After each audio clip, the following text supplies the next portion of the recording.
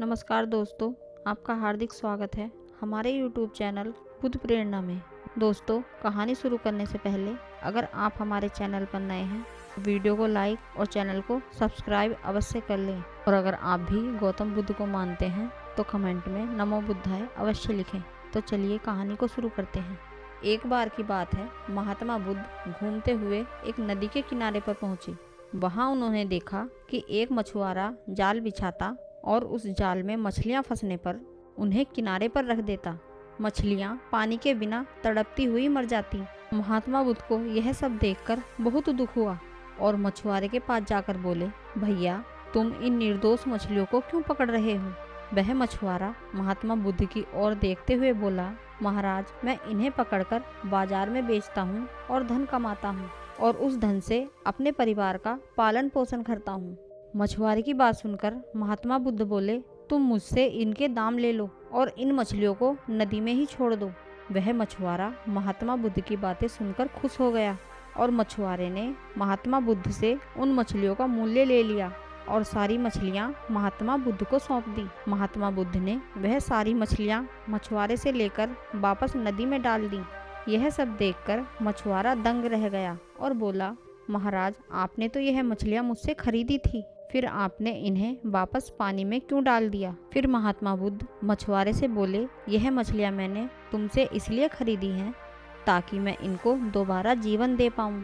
किसी की हत्या करना पाप है। यदि मैं तुम्हारा ही गला घोटने लगूं तो तुम्हें कैसा लगेगा? यह सुनकर मछुआरा हैरानी से महात्मा बुद्ध की ओर देखने लगा। महात्मा बुद्ध बोले, जिस प्रकार एक व्यक्ति को हवा और पानी मिलना बंद हो जाए और वह तड़प तड़प कर मर जाएगा, उसी तरह मछलियां भी यदि पानी से बाहर आ जाएं तो वह तड़प तड़प कर मर जाएंगी। उनमें भी जीवन है, उन्हें भी ईश्वर ने बनाया है। उनको तड़पते देखकर तुम इस प्रकार कठोर कैसे हो सकते हो? महात्मा बुद्ध की यह बातें सुनकर मछुआरा लज्जित हो गया और बोला, महाराज, आज आपने मेरी आंखें खोल दी। अभी तक मैं इस काम को उचित समझता था, लेकिन अब लगता है कि इससे भी अच्छे काम करके मैं अपनी आजीविका चला सकता हूँ।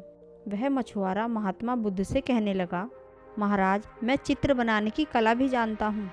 आज से मैं चित्रकला से ही अपनी आजीविका चलाऊंगा।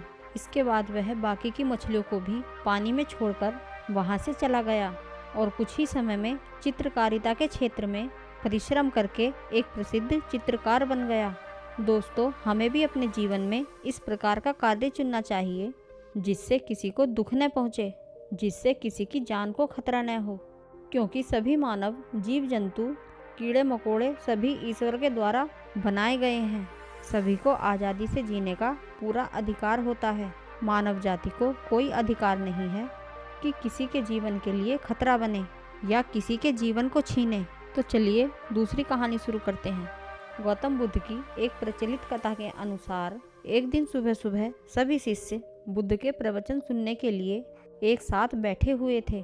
कुछ देर बाद बुद्ध अपने साथ एक रस्सी लेकर आए।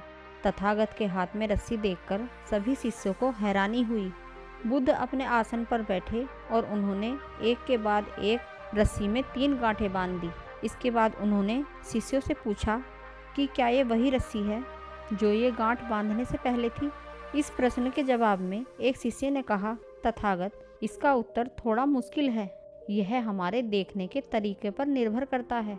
एक तरह से तो रस्सी वही है, इसमें कोई बदलाव नहीं है। एक अन्य शिष्य ने कहा कि अब इसमें 3 गांठें लगी हुई हैं जो कि पहले रस्सी में नहीं थी। इसे बदला हुआ भी कह सकते हैं।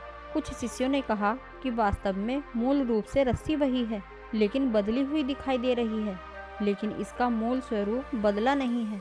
शिष्यों की बात सुनकर बुद्ध ने कहा कि आप सभी सही बोल रहे हैं, अब मैं इन गांठों को खोल देता हूँ। यह कहकर बुद्ध रस्सी के दोनों सिरों को खींचने लगे।